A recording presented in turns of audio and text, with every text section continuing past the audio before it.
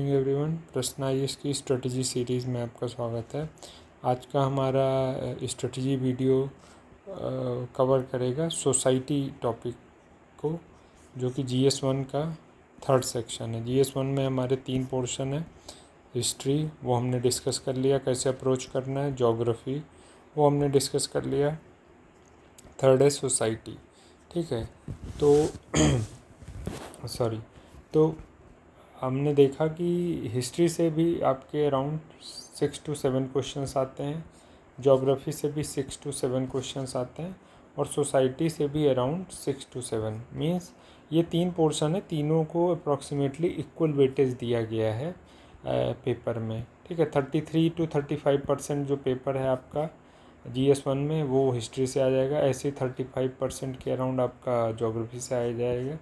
Society से 30% के around आपका आता है। हिस्ट्री और ज्योग्राफी से जनरली एक क्वेश्चन ज़्यादा आएगा, और जो सोसाइटी है उससे अराउंड एवरेज में आप देखेंगे एक क्वेश्चन कम रहेगा, ठीक है। लेकिन सबसे बड़ा एडवांटेज इस सेक्शन का ये है, जो सोसाइटी का सेक्शन है हमारा, इसमें आपको इनपुट कम है और यहाँ पे आपका आउटपुट बहुत अच्छा मिलता है, ठीक है। आप टॉपिक देखेंगे, ज़्यादा टॉपिक नहीं कवर करने हैं पहले चीज़, ठीक है। तो नंबर ऑफ़ टॉपिक्स जो हैं वो यहाँ पे लेस हैं, ठीक है। नंबर 2 क्या है, जो टॉपिक्स हैं बहुत स्पेसिफाइड हैं, ठीक है, स्पेसिफिक हैं। ये लिस्ट जो मैंने बनाई है, ये जो टॉपिक की लिस्ट है, इसी में से पूरा जितने भी क्वेश्चंस हैं आपके GS1 में आएंगे सोसाइटी के, वो यहाँ से कवर हो जाएंगे। आपको कहीं और से अलग टॉपिक पढ़ने की ज़रूरत नहीं है, ठीक है।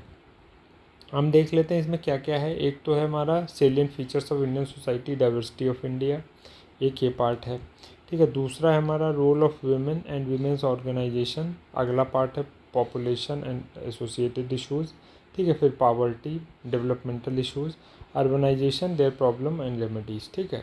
तो पहला पार्ट जो है हमारा जनरली फीचर्स और डाइवर्सिटी के ऊपर आ गया। सेकेंड पार्ट में विमेन आ गए हमारे, ठीक है। देन पॉपुलेशन एक इशू है वो आ गया, देन पावर्टी आ गया, फिर आपका अर्बनाइजेशन और उससे जुड़ी प्रॉब्लम हो गया, अर्बनाइजेशन है, इंडस्ट्रियलाइजेशन है, ठीक है, उससे जुड़े इश्यूज़ आ गए। इसके बाद अगला एक इम्पॉर्टेंट टॉपिक है इफ़ेक्ट ऑफ ग्लोबलाइजेशन। तो जनरली यहाँ पे आपको effect of globalisation on Indian society, अब इंडियन सोसाइटी में जब भी होगा तो कौन कौन से एस्पेक्ट कवर करने पड़ेंगे हमको, ये हम वैसे डिस्कस कर लेंगे। एक मैं रफ आइडिया दे रहा हूँ। सोसाइटी है तो हमेशा आपको एक तो सेक्शंस है, जैसे विमेन है, ठीक है। इंडियन सोसाइटी का मतलब ये है कि जो इंडियन सोसाइटी के जो स्पेसिफिक फीचर्स हैं, जब आप उस फीचर्स को पढ़ेंगे तो उन फीचर्स पे क्या क्या इम्पैक्ट है, ठीक है। तो एक तो सेक्शन वाला पार्ट होगा जिसमें विमेन हो गए, ठीक है, मार्जिनलाइज्ड सेक्शन हो गया आपका, ठीक है, उन सब पे क्या इम्पैक्ट पड़ता है, चिल्ड्रंस हो गए, ओल्ड एज हो गए, ठीक है, इनके ऊपर क्या असर पड़ता है, एक तो ये पार्ट हो जाता है, ठीक है। दूसरा पार्ट आपका क्या होता है, जैसे कास्ट पे क्या असर पड़ा, रिलीजन पे क्या असर पड़ा, वो आपका हो जाता है। तो ये जो इफ़ेक्ट ऑफ ग्लोबलाइजेशन है, ठीक है, ये बहुत मतलब हर साल इससे ये आपका एक दो क्वेश्चन आएगा ही आएगा, ठीक। तो इसको करना बहुत इजी है। स्पेसिफिक पॉइंट्स हैं, स्पेसिफिक जो पॉइंट्स के अराउंड आपको अपना कंटेंट जो है तैयार कर लेना है, ठीक है, और वो एग्ज़ाम में हिट करेगा ही करेगा। अगला है एक social empowerment, communalism, regionalism, secularism, ठीक है। तो ये एक इम्पॉर्टेंट, इन 4 में से 1 से 2 में हर साल क्वेश्चन UPPCS में आता है, ठीक है। सबसे इजी पोर्शन है, सबसे कम सिलेबस है सोसाइटी का, और सबसे ज़्यादा मार्क फेचिंग है, ठीक है। हिस्ट्री में क्या है, आपको आता है, ठीक है, अगर आता है तो आप अच्छा लिख पाएंगे। ज्योग्राफी में क्या है, आपको अगर आता है तो ठीक है, नहीं आता तो कोई बात ही नहीं है, फिर आप उसमें लिखना सबसे कठिन होता है। हिस्ट्री में तो चलिए इधर उधर की कहानी आपने लिख दी, लेकिन जो सोसाइटी का सेक्शन है वो काफ़ी हद तक एक जनरल नॉलेज या फिर आपकी सराउंडिंग्स जो हैं उसके अराउंड रिवॉल्व कर रहा है, ठीक है। तो आपको एक जनरल इन्फॉर्मेशन रहती है सोसाइटी से जुड़ी चीज़ों की, ठीक है, इन्फॉर्मेशन रहती है कि सोसाइटी से कौन से फीचर्स हैं, क्या चेंजेस हो रहे हैं, ठीक है। तो एक जनरल आंसर आप यहाँ पे, इवन दो आपको कंटेंट नहीं पता है तब आप लिखने का ट्राई कर सकते हैं, ठीक है। हालांकि ये जो पोर्शन मैंने स्टार्टिंग में वीडियो में बताया है, सबसे कम इनपुट और सबसे ज़्यादा आउटपुट देने वाला जो पोर्शन है GS1 का, वो है आपका इंडियन सोसाइटी, ठीक है, तो अब हम इसमें टॉपिक्स देख लेंगे क्या क्या कवर होंगे। पहला तो salient features of Indian society and diversity of India. ठीक है, इसको मैं हटा दे रहा हूँ।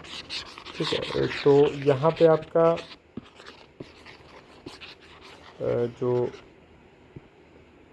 यहाँ पे salient features of Indian society diversity, तो एक तो फीचर्स आपको पढ़ना है। ठीक है, उसके बाद डाइवर्सिटी के पॉइंट है, इसमें कास्ट है, लिंग्विस्टिक है, सोशल है, रिलीजियस, मतलब डाइवर्सिटी जो इंडिया का स्पेशल एक ट्रेट है। ठीक है, उसको आपको पढ़ना पड़ेगा। ठीक, क्योंकि ये फीचर्स में कई बार पूछा जाता है कि जो इंडियन सोसाइटी में जो डाइवर्सिटी के डायमेंशंस हैं वो क्या क्या हो सकते हैं। ठीक है, तो कास्ट है, लिंग्विस्टिक है, सोशल है, रिलीजियस है, रेस है, ट्राइब है, एथनिसिटी है एंड कल्चर है। ठीक, तो ये आपका एक पार्ट हो गया। देन आपका चैलेंजेस पोस्ट बाय डाइवर्सिटी, ये आपका इम्पॉर्टेंट आजकल डायनेमिक टॉपिक है, एक ये हो गया। ठीक है, देन आपका यूनिटी है, प्लूरलिज्म है, यूनिटी इन डाइवर्सिटी एक इम्पॉर्टेंट फीचर है इंडियन सोसाइटी का, और इसलिए जनरली पूछा जाता है, आप इस टर्म को एक्सप्लेन करिए कि यूनिटी इन डाइवर्सिटी क्या है। ठीक है, तो आप जो डिफरेंट डाइवर्सिटीज़ हैं, ठीक है, उसको एक्सप्लेन करते हैं और उसके अंदर जो यूनिटी होती है उसको हाईलाइट कराते हैं। ठीक है, जैसे रिलीजन है तो डाइवर्सिटी आप दिखा देंगे कि भाई डिफरेंट डिफरेंट रिलीजन्स हैं, लेकिन हम एक साथ ऐसे सोसाइटी में रहते हैं। ठीक, तो ये हो गया। इसके अलावा इनइक्वलिटी एंड एक्सक्लूज़न है, फैमिली सिस्टम है, एग्जाम्पल ऑफ अबव है। ठीक है, तो हमारी सोसाइटी का एक तो फैमिली सिस्टम है ये, इसके अलावा मैरिज भी एक इम्पॉर्टेंट ट्रेट है हमारी सोसाइटी का। ठीक, तो ये आप लिखेंगे। इनइक्वलिटी जनरली क्या है, कास्ट की है, क्लास की है। ठीक है, ये आप लिखेंगे। इसके साथ साथ और इनइक्वलिटी में जो जैसे ट्राइब्स की है, एथनिसिटी की है। ट्राइब एथनिसिटी एक ही होता है जनरली। ठीक है, तो जो एथनिसिटी में जब आप देखेंगे तो मतलब सेम नहीं कहेंगे, लेकिन एथनिसिटी जो है एक ब्रॉडर टर्म है और ट्राइब उसी का पार्ट है। ठीक है, ये आप कह सकते हैं। तो इनइक्वलिटी एक्सक्लूज़न, तो आपको यहाँ पे क्या करना है, जो इनइक्वलिटी के डायमेंशंस हैं वो पता होने चाहिए। ठीक है, तो ये जो टॉपिक हैं इसमें से क्वेश्चन आपका फीचर, डाइवर्सिटी, एक है आपका यूनिटी इन डाइवर्सिटी, ये इंपॉर्टेंट है। प्लूरलिज्म या फिर pluralism of pluralistic features of Indian society. ठीक है, ये एक इंपॉर्टेंट टॉपिक यहाँ पे बन सकता है आपका। चैलेंजेस पोस्ड बाय डाइवर्सिटी, या फिर अगला एक यहाँ पे पॉइंट बनता है threat to diversity of India. ठीक है, तो ये भी एक इम्पॉर्टेंट टॉपिक है जिससे जुड़ा। ये अगर आप इस पोर्शन को पढ़ लेंगे, इसमें एक मैरिज का पॉइंट है जो और ऐड हो जाना चाहिए था। ठीक है, वो अगर आप इतने पॉइंट पढ़ लेते हैं तो इस सेक्शन से जुड़ा कोई क्वेश्चन जो है आपका मिस नहीं होगा। ठीक है, ये हो गया। देन इसके बाद है आपका role of women and women organisation. ठीक है, तो women organisation in Indian history generally आपको क्या है, बिफोर इंडिपेंडेंस और आफ्टर इंडिपेंडेंस। ठीक है, दोनों को आपको पढ़ना चाहिए। ठीक है, देन उसके बाद वुमेन ऑर्गेनाइजेशंस के बारे में आपको पढ़ना चाहिए, जैसे सेवा हो गई। ठीक है, इस तरीके के जो ऑर्गेनाइजेशंस बने हैं उनके बारे में पढ़िए। Then level of penetration. ठीक है, चलिए 19th century social reform and early movement, तो ये आपका प्री इंडिपेंडेंस एरा में वुमेन ऑर्गेनाइजेशन के बारे में आ जाएगा। Agrarian revolt, struggle and revolt में अगर कोई कंट्रीब्यूशन है वो आ जाएगा। ये एग्रेरियन स्ट्रगल रिवोल्ट इतना इंपॉर्टेंट नहीं है, पर ये जो पार्ट है अगला, पार्टिसिपेशन इन फ्रीडम स्ट्रगल, ये इंपॉर्टेंट है, इससे रिलेटेड क्वेश्चंस पूछे गए हैं। ठीक है, तो ये आपको अच्छे से पढ़ना है। वुमेन ऑर्गेनाइजेशन का मैंने बता ही दिया आपको। ठीक है, problem faced by women organisation, ये आपको जब भी वुमेन ऑर्गेनाइजेशन पढ़ेंगे तो एक तो आप उसकी हिस्ट्री पढ़िए। ठीक है, हिस्ट्री के साथ साथ उनका रोल पढ़िए, रोल के बाद उनके चैलेंजेस पढ़िए, अपॉर्चुनिटी पढ़िए और वे फॉरवर्ड, मतलब ये उनकी परफॉर्मेंस कैसे इम्प्रूव की जा सकती है, इसको पढ़ेंगे आप। ठीक है, then role of SHG micro finance institution, इससे रिलेटेड यूपीएससी में क्वेश्चन आ चुका है। यूपी पीसीएस में अभी तक कोई इससे रिलेटेड क्वेश्चन नहीं आया, पर एसएचजी पढ़ना ज़रूरी है, क्योंकि एसएचजी बेसिक ऑब्जेक्टिव एसएचजी का क्या है, सेल्फ हेल्प ग्रुप का एम्पावरमेंट ऑफ वुमेन ही है, वो वुमेन के लिए बनाया ही, मतलब ये कॉन्सेप्ट जो है वुमेन के अराउंड ही रिवॉल्व करता है। ठीक है, तो एम्पावरमेंट ऑफ वुमेन। ये आपको इसमें करना है।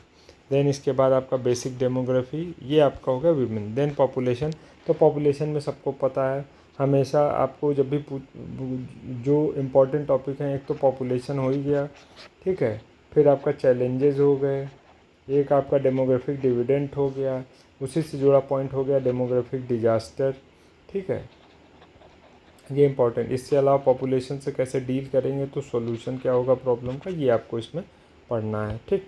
इसके बाद इसमें देख लेते हैं पॉपुलेशन ट्रेंड, एक आपका ये है, और उसका इम्प्लीकेशन एक पॉइंट हो गया, कॉज इफेक्ट जो मैंने बताया, ठीक है, ओवर पॉपुलेशन का, चैलेंजेस और पॉपुलेशन एक्सप्लोजन बता दिया। चेंजिंग एज स्ट्रक्चर आपको देखना चाहिए, क्योंकि चेंजिंग एज स्ट्रक्चर क्यों, क्योंकि अभी हम डेमोग्राफिक डिविडेंड वाली कंट्री हैं, और इसमें हमारी जो एजिंग पॉपुलेशन है वो टाइम के साथ बढ़ती जा रही है। 2050 तक 36% का प्रोडिक्शन है, 36% जो पॉपुलेशन है वो एज्ड हो जाएगी, ठीक है। तो ये एक इम्पॉर्टेंट इशू है, ये आपको पढ़ना पड़ेगा, ठीक।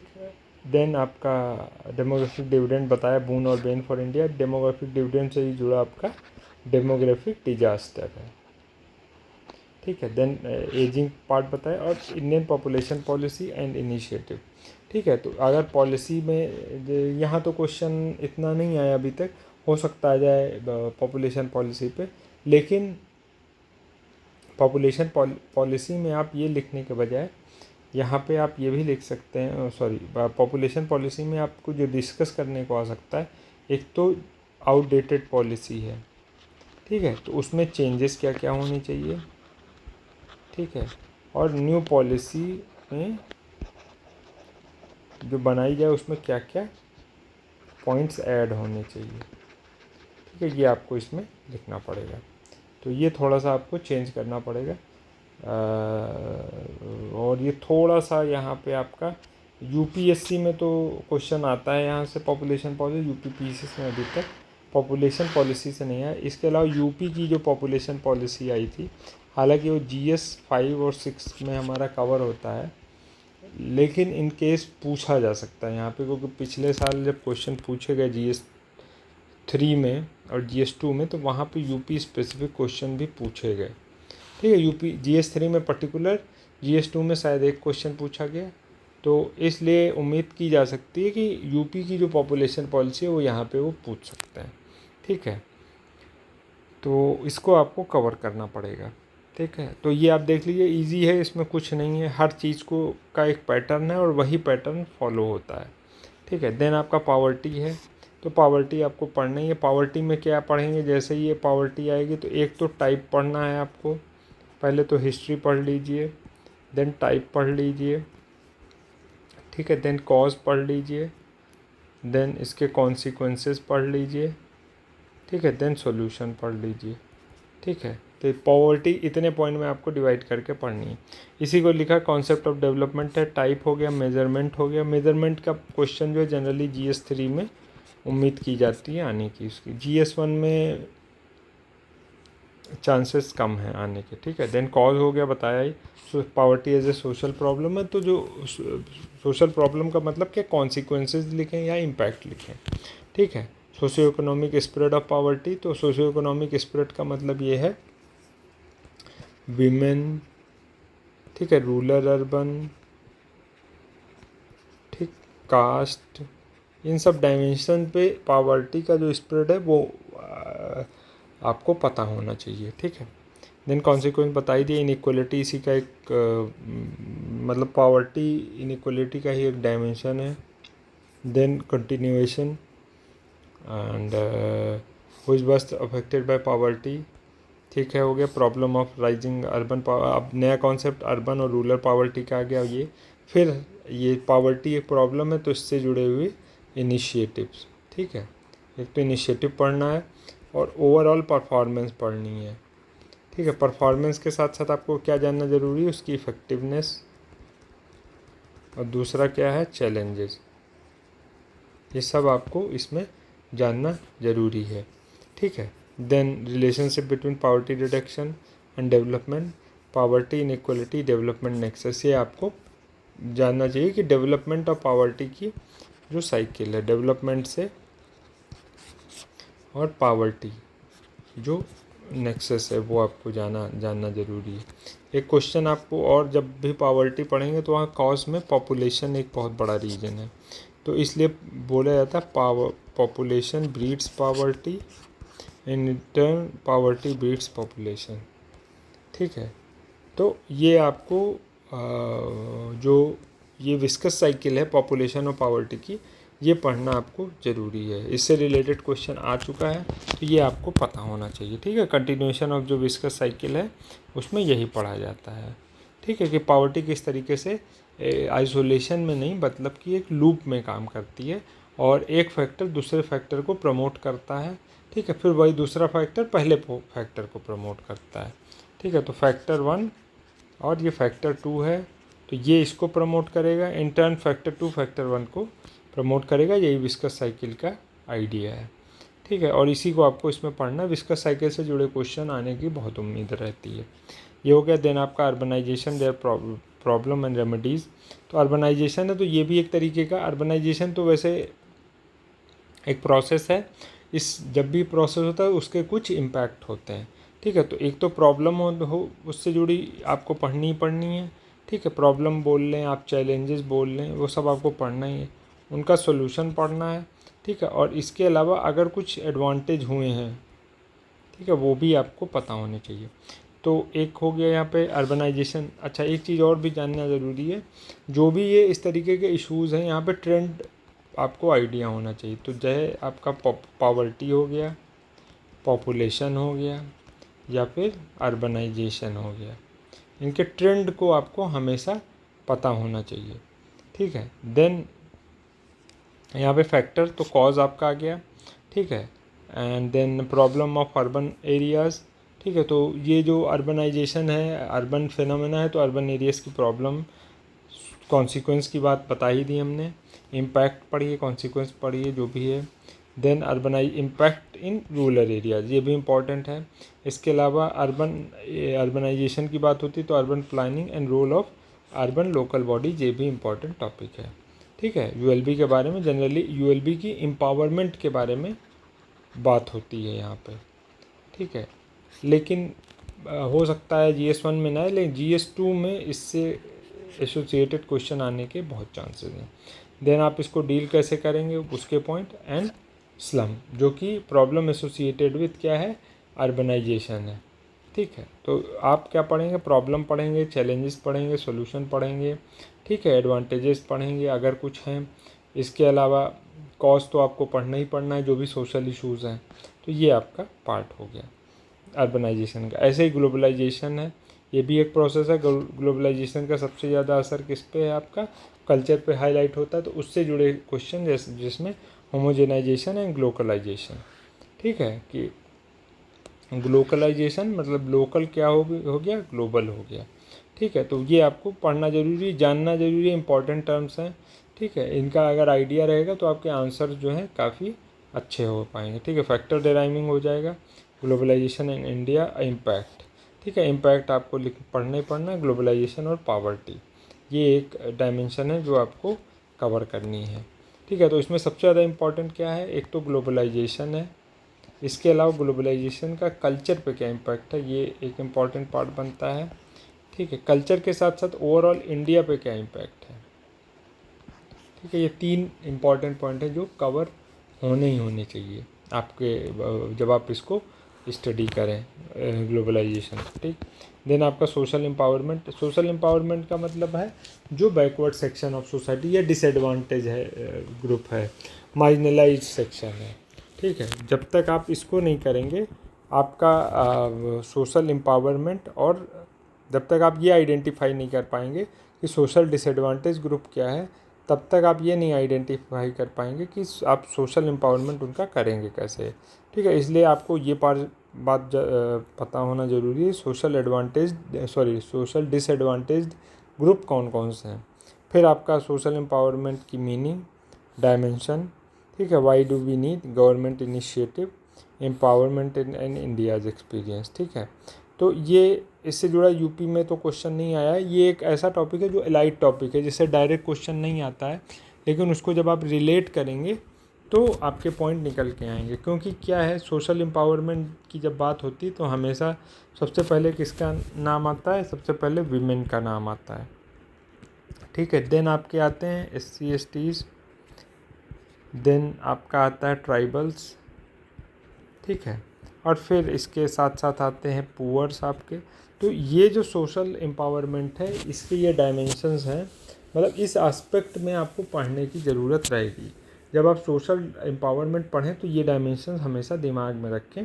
तो उससे जब आप कोई पर्टिकुलर डिसएडवांटेज्ड ग्रुप की बात करेंगे तो वहाँ पे जब सॉल्यूशन लिखने जाएंगे, प्रॉब्लम का सॉल्यूशन लिखने जाएंगे, तो ये पॉइंट यहाँ के आपको वहाँ पे असिस्ट करेंगे, ठीक है। तो ये आपको जो सोशल एम्पावरमेंट का यही इम्पोर्टेंस है इस पेपर में पर्टिकुलर आपका, ठीक है। डायरेक्ट क्वेश्चन बहुत यूपी में नहीं आते, UPSC में 1-2 क्वेश्चन आता रहता है, ठीक। देन आपका कम्युनलिज्म, सोशल इश्यूज़ हैं, सॉरी ये सब प्रॉब्लम्स हैं। कम्युनलिज्म है, रीजनलिज्म है, सेकुलरिज्म तो चलिए एक हमारी स्पेशल ट्रेट है हमारी इंडियन सोसाइटी का, वो आपको पढ़ना पड़ेगा। तो कम्युनलिज्म आपको पढ़ना है, ठीक है।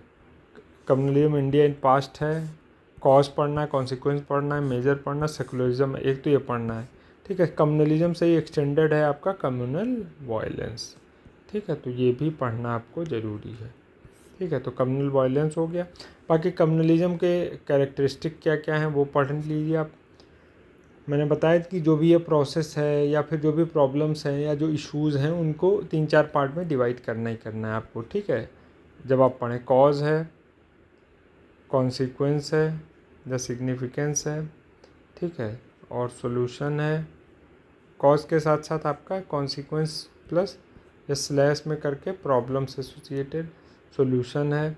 और किसी चीज़ का वे फॉरवर्ड या आप किसी के काउंटर में या कंपैरिजन में पढ़ना हो किसी को, तो वो एक पॉइंट हो सकता है, ठीक है जनरली। लेकिन इस फॉर्मेट में आप हमेशा पढ़िए cause, consequence and way forward या फिर सॉल्यूशन, ठीक है। तो इससे आपका CCS में आपका क्या है कि जो एक टॉपिक है उसके तीनों डायमेंशन है वो आपके तैयार हो जाएंगे।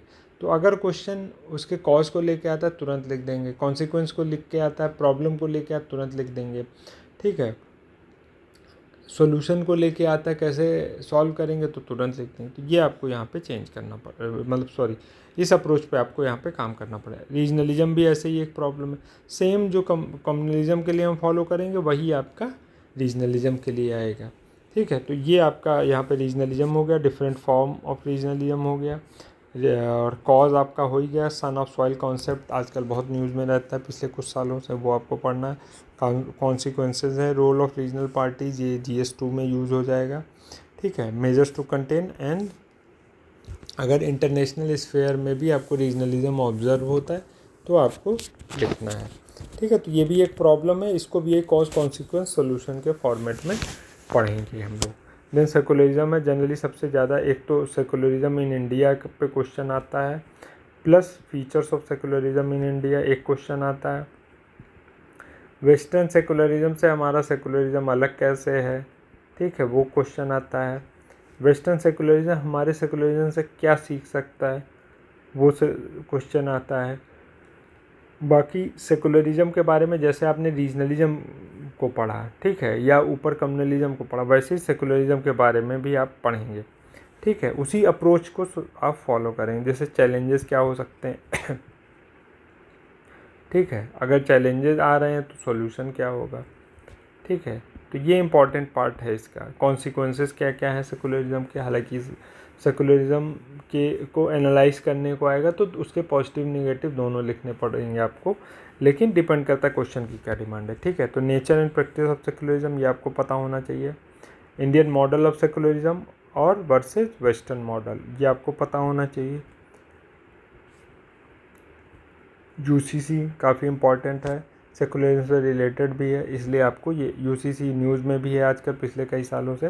तो इम्पॉर्टेंट टॉपिक है, इस साल या नेक्स्ट ईयर दोनों सालों में इसके आने के काफ़ी चांसेस हैं, ठीक है। देन चैलेंजेस फेस्ड बता ही दिया मैंने, and measures to make India truly secular, ठीक है। तो ये इतने टॉपिक हैं, इसी में आपका आंसर जो है वो कवर होगा, ठीक है। इसके बाहर आपको टॉपिक पढ़ने की ज़रूरत नहीं है, PYQ उठा लीजिएगा, ठीक है। कुछ PYQ मैंने अभी ऐड किए हैं, कुछ नहीं अभी हो पाए हैं, बाकी मैं बाद में ऐड कर दूंगा, तो वो PDF मैं ग्रुप में अपलोड कर दूंगा, ठीक है। देन देखिए इसमें ये क्वेश्चंस मैं एक बार दिखा दे रहा हूँ आपको।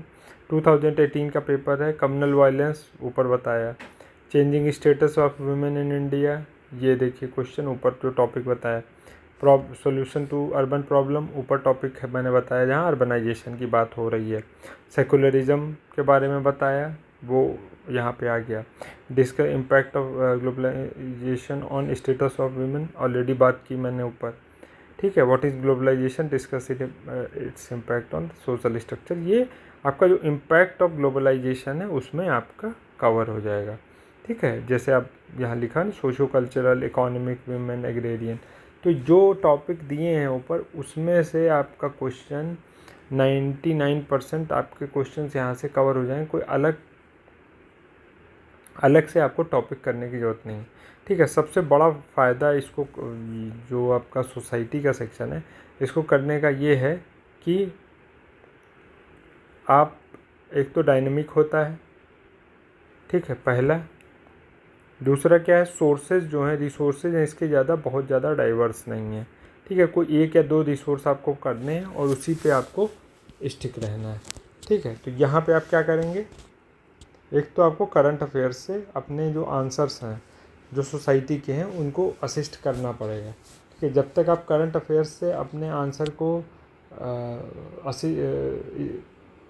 ऐड नहीं करेंगे, करंट अफेयर नहीं ऐड करेंगे उसमें, तब तक आपका आंसर जो है, जो डिज़ायर्ड मार्क्स हैं वो आपको नहीं मिलेंगे, ठीक है। क्योंकि डायनेमिक पेपर है, पॉइंट सबके पास होते हैं इसमें, ठीक है। क्योंकि सबको पता है पावर्टी आ गई तो पावर्टी के कॉज में सोशल, इकोनॉमिक, पॉलिटिकल हर कोई लिख देगा, ठीक है। लेकिन जब तक उसमें डेटा नहीं होगा आपके पास, आपके आंसर जो है उसको जिस लेवल पे मार्क्स मिलने चाहिए वो नहीं मिलेंगे, ठीक है।